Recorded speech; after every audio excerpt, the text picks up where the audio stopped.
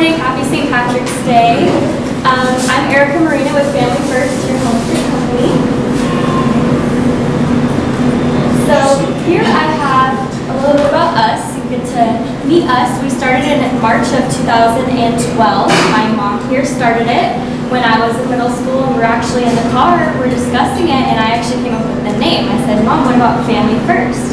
Because she was actually working for a previous home care company, and they mistreated her. So we wanted to do our own. She had all the experience. She's a very knowledgeable, wonderful woman. She started her own, and we wanted to make it more personable instead of, just treating the elderly like clients. We wanted to treat them like family. We wanted to put them first, and that was really important to us. And it's also family operated. So Family First. It's a little bit about us. So what we do when we take on a client is we meet them. So we go into their home, we set up a free assessment, and we really try to get to know them. What are their daily routines? What do they like to do? Do they wake up early? Do they enjoy watching TV? Or do they like going to the senior center? We try and really get to know them so that way we can place them with the best caregiver suitable. And also, if they need medication reminders, the level of care they'll need, we try to really get personal and ask all those questions. So it's really important to us. And like I said, treat them like family. And then we staff with the best caregiver possible. Right.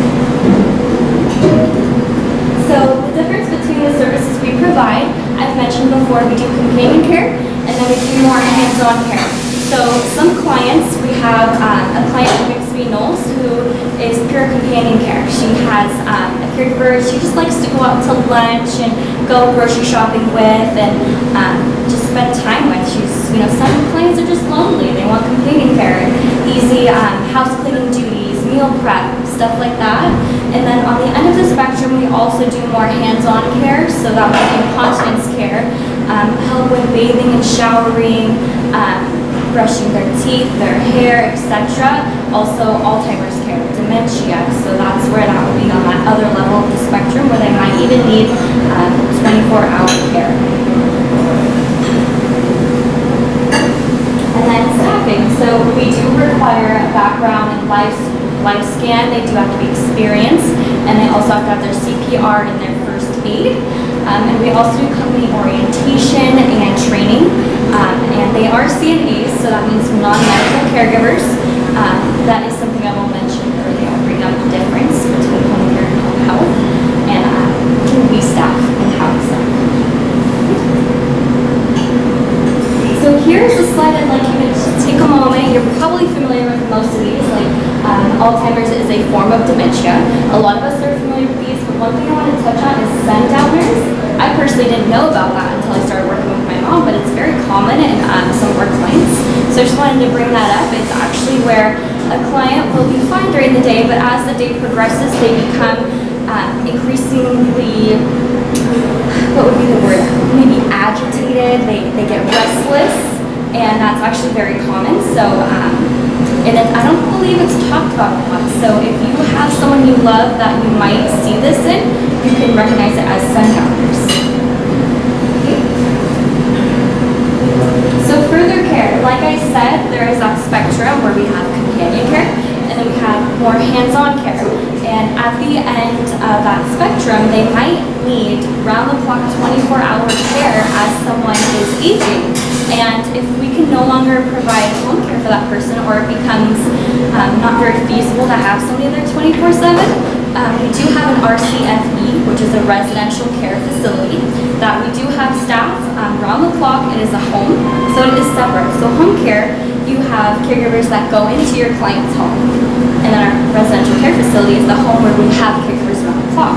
So we do have that. If they need help with showering 24/7, we can staff them there. So that is an option for further care that can be needed. I will also, sorry, I just saw the PowerPoint. And if you have a loved one or somebody you know in a skilled nursing or assisted living, and they can no longer perform their what we call ADLs, which is activities of daily living. If they can no longer do that on their own, that could also be a sign that they may need to go into a boarding care or residential care facility. And so here I mentioned earlier very briefly the difference between home care and home health care. People do, when they are looking for home care for a loved one, they do tend to interchange those names, I believe because maybe you don't understand the difference. So I'd like to take a moment to describe the difference. So what we do, we're licensed for home care. So we staff CNAs, which are certified nursing assistants and non-medical caregivers. So home health care is LVNs and RNs, registered nurse and licensed vocational nurse. We can still provide home health in our residential care facility, so we can have clients get visits from RNs and get that help they need, for example, wound care, right? But home care, when we send a caregiver to somebody's house, we are just staffing CNAs. So that would be the difference between home care and home health. I hope that makes sense. Okay. Apologize that was short, but here's our mission. For us, nothing is more important than providing a convenient and reliable care solution that works for everyone in your family. And whether your loved ones need assistance running errands or buying groceries once a week, or requires 24-hour care, we can help. Please feel free to contact us. I apologize, I am running out of brochures. We need to order more, but if you would like a brochure, I have them where I'm sitting, and I also have business cards if you'd like a card. Thank you.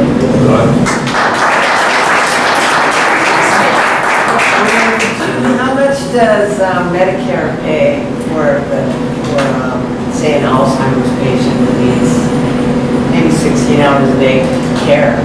So it always depends on the level of care. For example, like we do our assessment to understand where the client's at and how much care they need. So I would have to get to know the client in order to answer that. They do pay some though. We actually don't do end-of-life insurance and cash pay. So.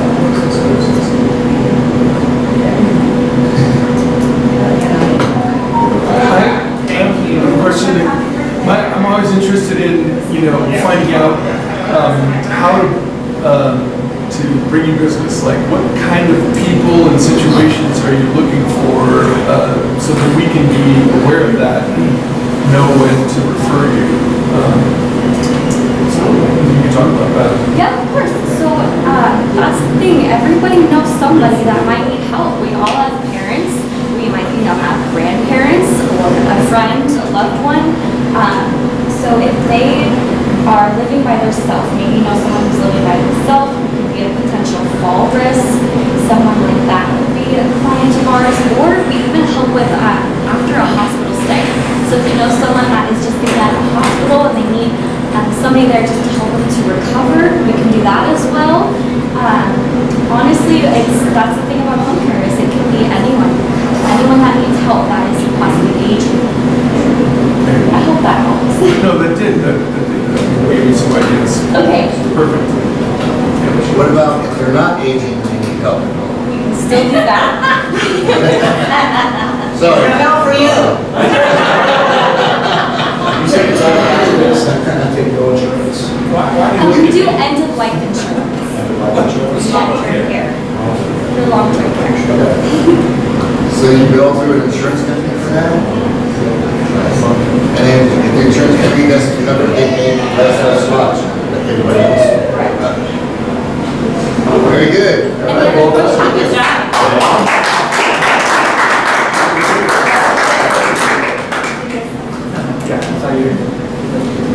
All right, good job.